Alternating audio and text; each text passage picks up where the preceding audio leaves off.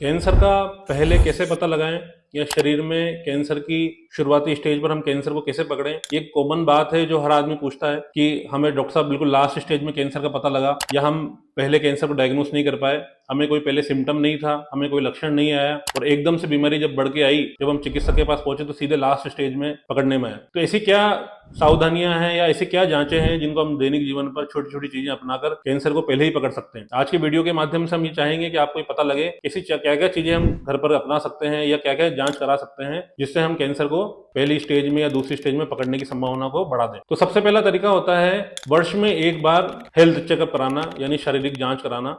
ये एक बहुत महत्वपूर्ण कदम है अपने स्वास्थ्य के प्रति। ज्यादातर हमारे समाज में हम लोग देखते हैं कि जब मरीज की स्टेज बढ़ जाती है या उसको कोई समस्या आती है तभी वो चिकित्सक के पास पहुंचता है। वर्ष में एक बार अब नॉर्मल चिकित्सक के पास जरूर जाना चाहिए। जैसे कि हम बात करते हैं पुरुषों की बात करें तो पुरुषों में साल में एक बार पेट की सोनोग्राफी कराना अनिवार्य होता है। अगर आप धूम्रपान करते हैं, तंबाकू का अधिक सेवन करते हैं तो चिकित्सकीय सलाह के अनुसार छाती का एक्सरे या छाती की जांच कराई जा सकती है।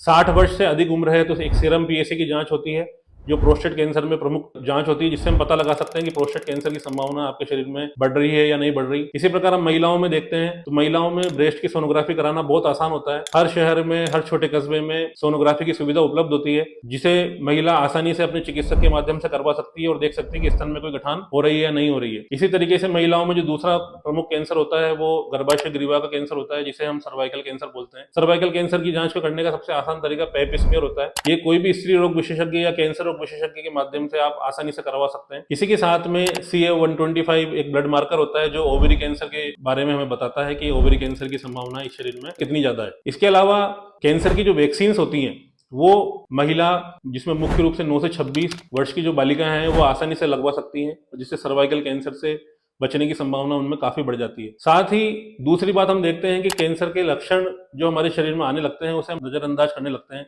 जैसे कि वजन में कमी आना, भूख में कमी आना, सांस लेने में तकलीफ, कोई गठान हो जाना या मुंह में छाले हो जाना या कोई ऐसी जख्म हो जाना जो काफी लंबे समय तक दवाई देने के बाद नहीं बढ़ता हो। 10 दिन, 15 दिन, 20 दिन इलाज कराने के बाद भी अगर आराम नहीं आता है तो वो कैंसर का एक लक्षण होता है। तो इसे आप तुरंत ही अपने चिकित्सक से जाके परामर्श लें। आमतौर पर हम देखते हैं कि महिलाएं, पुरुष काफी दिनों तक समस्याओं को लेकर बैठे रहते हैं और धीरे धीरे जब वो समस्या बढ़ने लगती है तभी वो चिकित्सक के पास पहुंचते हैं। तीसरा जो कारगर बचाव होता है वो होता है अगर परिवार में किसी को कैंसर की हिस्ट्री है या कैंसर का इतिहास है तो भी आप चिकित्सक के पास जाकर परामर्श लें। जिस प्रकार चिकित्सक आपको सलाह देता है उसी प्रकार आप चिकित्सक की परामर्श लेकर स्वस्थ बन सकते हैं और कैंसर बीमारी को होने से पहले पकड़ने की संभावना को बढ़ा सकते हैं। तो जागरूक बने और स्वस्थ बने।